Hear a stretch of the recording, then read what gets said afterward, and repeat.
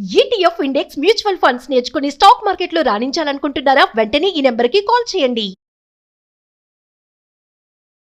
Hello viewers, welcome back to our channel. ప్రస్తుతం మనతో పాటు ఉన్నారు analyst and TEDx speaker doctor Nandi Rameshwar Rao గారు. నమస్తే సార్. నమస్తే. సార్, యుఎస్ఏలో క్యాంపస్ బయట పార్ట్ టైం జాబ్స్ చేసే వాళ్ళపైన అయితే ఇమిగ్రేషన్ అధికారులు నిఘా పెట్టేశారు. ఎప్పుడు ఈ జాబ్లోని తీసేస్తారో పనిలోంచి అనేది తెలియదు, ఎప్పుడు ఎవరు పట్టుబడతారో కూడా తెలియదు. సో ఈ నేపథ్యంలో ఏంటంటే మరి క్యాంపస్ బయట చేయడానికి ఛాన్సెస్ లేవు కాబట్టి కొద్ది రోజులు జాబ్ మానేయాల్సి వస్తుంది, పని చేయడానికి లేదు నాకు. సో డబ్బులు మాత్రం మీరు ఇండియా నుంచే నాకు పంపించాలని చెప్పేసి మన హైదరాబాద్ నుంచి ఒక స్టూడెంట్ వాళ్ళ ఫాదర్కి ఈ విషయం తెలియచేశారు. ఇది ఒక ఆర్టికల్లో వచ్చింది. సో అంటే ఇప్పుడు అక్కడ పార్ట్ టైం చేసే మన విద్యార్థుల పరిస్థితి ఏంటంటారు? మరి అందరికీ క్యాంపస్లో జాబ్స్ దొరకవు కదా, ఖచ్చితంగా బయట చేయాలి. ఇప్పుడు ఎలా ఉంటుంది మరి? ఇది అంత ఇంత నిఘా పెడితే వాళ్ళు ఎలా బ్రతకడము, ఇక్కడ నుంచి అక్కడ డబ్బులు పంపడం అంటే ఎంత ఎక్స్పెన్సెస్ అవుతాయి ఇవన్నీ ఒకసారి? ఏమంటే వాళ్ళు బతుకు అధోగతి అయిపోయింది. అమెరికా మోజంతా తీర్చేస్తున్నారు ట్రంప్ వచ్చిన తర్వాత.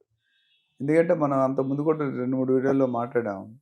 అమెరికాలో టోటల్ యుఎస్ పాపులేషన్లో మన వాళ్ళు 54 లక్షల మంది ఉన్నారు. 54 లక్షల మంది 18 లక్షలు ఇల్లీగల్ అంటారు. ఇల్లీగల్ అంటే రక ఇల్లీగల్ అవ్వచ్చు, ఫేక్ సర్టిఫికేట్స్ అవ్వచ్చు. అందులో గవర్నమెంట్ జాబ్ 30 లక్షలు ఉన్నారు. ఓకే, సో 3 లక్షల మంది పార్ట్ టైమర్స్ ఉన్నారు. ఇది rough analysis of Indians in America. So మెయిన్గా ఈ మీరు అది ఇష్యూ చెప్తున్నారు కదా, కుక్కటిపల్లిలో జరిగిందని. అయితే ఇది హైలైట్ కానీ చాలా ఉన్నాయి. ఇది ఒకటి లక్కీగా హైలైట్ అయింది. ఎందుకంటే ఫస్ట్ మనం కొద్దిగా డివేట్ అవుతున్నాం. అమెరికా వెళ్ళాలంటే ఒక ప్రాసెస్ ఉంది, ఒక ప్రొసీజర్ ఉంది.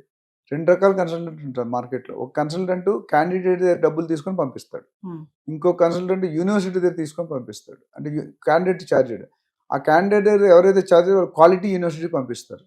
ఈ క్యాండిడేట్ మందే ఇక్కడ అమెరికా వాడు పడుతుంది అనుకుంటారు, అది విచ్ ఈస్ నాట్ కరెక్ట్. 2 రకాల కన్సల్టెంట్స్ ఉన్నారు ఇండియాలో.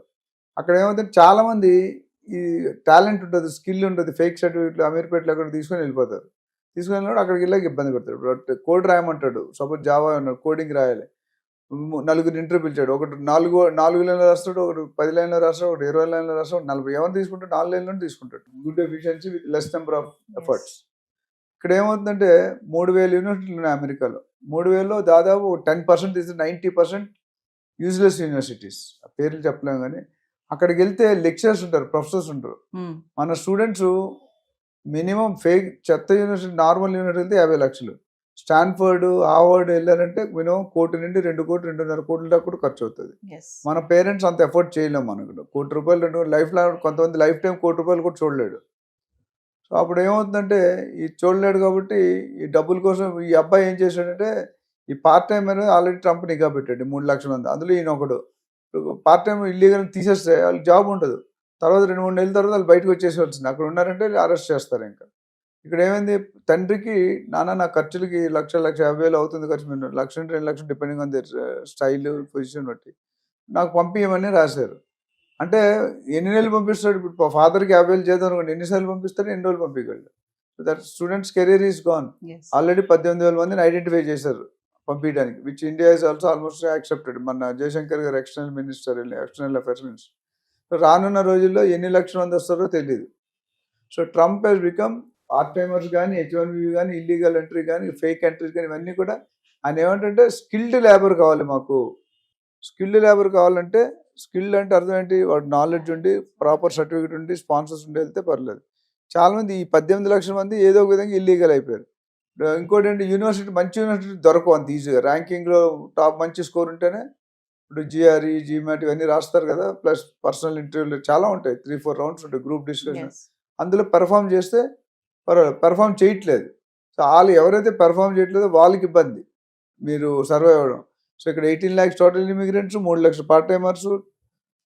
దీన్ని బట్టి చూసుకుంటే చాలా టైట్ కండిషన్. సో ఒకటి కన్సల్టెంట్ మోసం జరుగుతుంది. స్టూడెంట్ కూడా రీసెర్చ్ చేసుకోవాలి. మంచి యూనివర్సిటీ వెళ్తే ప్రొఫెసర్స్ ఉంటారు, వాళ్ళకి నాన్ అకాడమిక్, అకాడమిక్ అంటే ప్రొఫెసర్స్ కింద వస్తుంది జాబ్స్.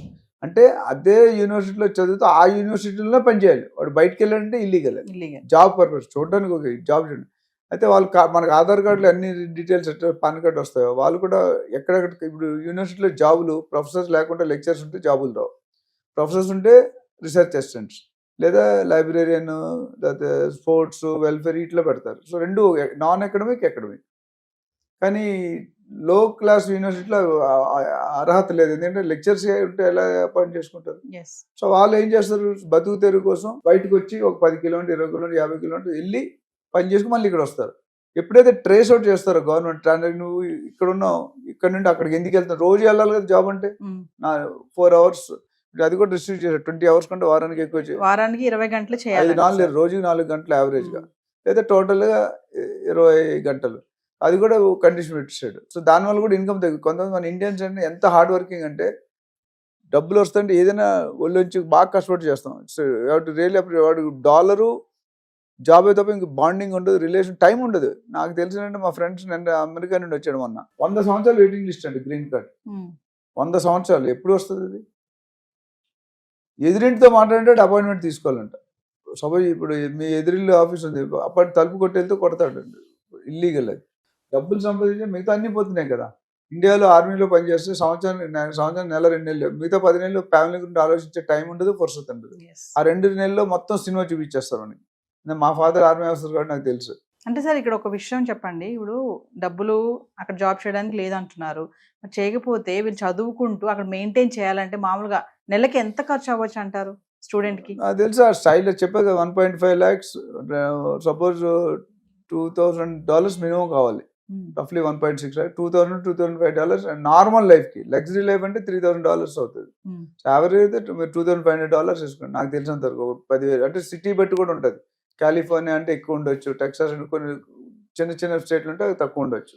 బట్ ఓవరాల్ గా 2 లక్షలు 3 లక్షల దాకా అయ్యే ఛాన్స్ ఉంది. అంటే అక్కడ పార్ట్ టైం చేయకుండా వీళ్ళు చదువుకోవాలి అంటే, ఇక్కడ నుంచి పేరెంట్స్ పంపాలి అంటే మాత్రం అది బర్డెనే. ఇప్పుడు జనరల్ గా మామూలు ఇందా చెప్పా కదా, జనరల్ గా మామూలు యూనివర్సిటీస్ అనుకోండి 50-60 లక్షలు అవుతుంది 2 years కి. అదే స్టాన్ఫర్డ్ పెద్ద పెద్ద అనుకోండి మినిమం 1 కోటి నుండి 2 కోట్లు 2.5 కోట్లు అవుతుంది. అది డిపెండ్స్ అపాన్ ది యూనివర్సిటీ. ఒకటి.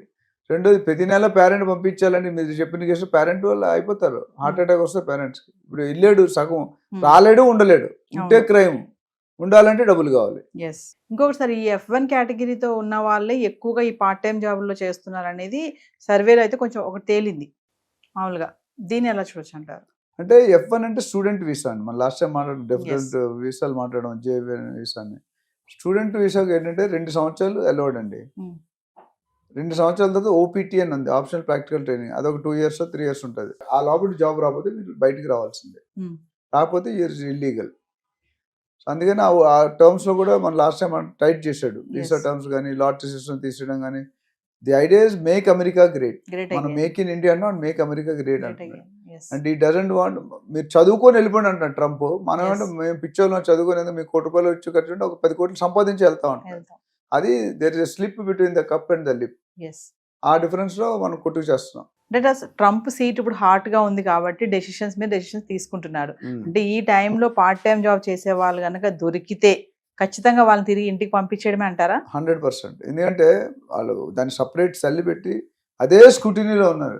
నువ్వు వచ్చావు, నీకుందా, నీ వీసా చూపించు, నీ పర్మిట్ చూపించు, లేదంటే పక్కన పెట్టు. సో దే విల్ టేక్ కొంత టైం ఇస్తాను, 1-2 నెలలు టైం ఇచ్చి వెళ్ళకపోతే they will take severe action. మామూలుగా చూసుకుంటే MS చేయడానికి వెళ్ళినటువంటి స్టూడెంట్స్ ఖచ్చితంగా స్టూడెంట్ ని సజెషన్ ఏమి ఇస్తానంటే, వెళ్ళడం తప్పు లేదండి, వెళ్ళే విధానం తప్పు. నేను ఆలోచన చెప్తా, తెలంగాణ ఇవ్వడం తప్పు కాదు, ఇచ్చే విధానం తప్పు. ఇక్కడ స్టూడెంట్ వెళ్ళాలనుకోవడం తప్పులేదు. చిన్న ఎగ్జాంపుల్ ఇచ్చి క్లోజ్ చేద్దాం. బ్రహ్మానందం గారు ఏదో సినిమా తెలియపోయారు, సినిమాలో బ్రహ్మానందం MS అని ఉంటుంది. పెట్టుకుంటే వాళ్ళ అత్తగారు కూతుర్ని ఇస్తారు, MS అమెరికా. 2-3 సంవత్సరాల తర్వాత ఆవిడ వెళ్తుంది, అమెరికాకి వెళ్తుంది. అప్పుడు ఆయన పనిచేసే హాస్పిటల్కి వెళ్తుంది. ఈయన బెంచ్ కారులో వస్తాడు, బెంచ్ కారులో వచ్చి పార్క్ చేస్తాడు. 5 నిమిషాలు స్వీపర్ డ్రెస్ వేసుకొని వస్తాడు. సన్నీ నువ్వు MS అవును, బ్రహ్మానందం మెయిన్ స్వీపర్ అంటాడు. మనం MS అంటే మనం ఏమనుకుంటాం? సో అలాంటి విషయాలు జరుగుతుంటాయి. సో ఇప్పుడు ఒకప్పటికి ఇప్పటికి చాలా మా ఫ్రెండ్స్ చాలా మంది ఉన్నారు నాతో చదువుకున్న వాళ్ళు, 15-20 మంది మా స్కూల్ ఫ్రెండ్స్ ఉన్నారు 40 years నుండి. సో వాళ్ళు ఏమంటారంటే, ఇప్పుడులా ఇంతకు ముందులాగా లేదు అమెరికా లైఫ్. ఈ ట్రంప్ ఉన్నంతకాలం అలజడి క్రియేట్ చేస్తాడు, గుండెల్లో రైలు గుబేలు అంటూనే ఉన్నాయి. ఎప్పుడు ఉంటాడో, ఎప్పుడు తీస్తాడో, ఎప్పుడు పెడతాడో. అయితే ఒకటి, కొన్ని rules, birth tourism last time మాట్లాడడం, బర్త్ టూరిజం తీసేయడం 150 సంవత్సరాలు బట్టి ఉంది. ఈయన ఎగ్జిక్యూటివ్ ఆర్డర్ పాస్ యాక్సెప్ట్ చేయలేదు, సెనేట్ యాక్సెప్ట్ చేయలేదు, స్టే ఇచ్చింది కదా ఫెడరల్ కోర్ట్, వాళ్ళు రాజ క్యాబినెట్స్ అవన్నీ ఉంటే అవన్నీ యాక్సెప్ట్ చేయాలి కదా. చేయకపోతే ఇక అంటే ఇది ఏంటంటే ట్రై చేస్తాను. నేను వెళ్ళిపోయే ముందు కొద్దిగా కిరికిరి క్రియేట్ చేసి నా పేరు స్థిరసారిగా లైఫ్లో హిస్టరీలో ఉండిపోవాలి. మన సాలార్జంగ్ మ్యూజియంలో యాంటిక్ పీస్ ఉంటాయి కదా, అంటే ట్రంప్ అంటే మజాక్ కాదు అన్నట్టు చూస్తున్నాడు. బట్ అన్ని టైంలో అది కరెక్ట్ కాదండి. Some time you are elected because of people. So ఏదేమైనా సరే మన ఇండియన్ స్టూడెంట్స్ మాత్రం కొంచెం ఈ కొద్ది రోజులు అలర్ట్ గా ఉండడం మంచిది. ప్లస్ వెళ్ళాలనుకుంటే సరైన వేలో వెళ్ళండి, ప్రాపర్ వేలో వెళ్ళండి, స్కిల్ నేర్చుకుని వెళ్ళండి, you will be happy. Thank you.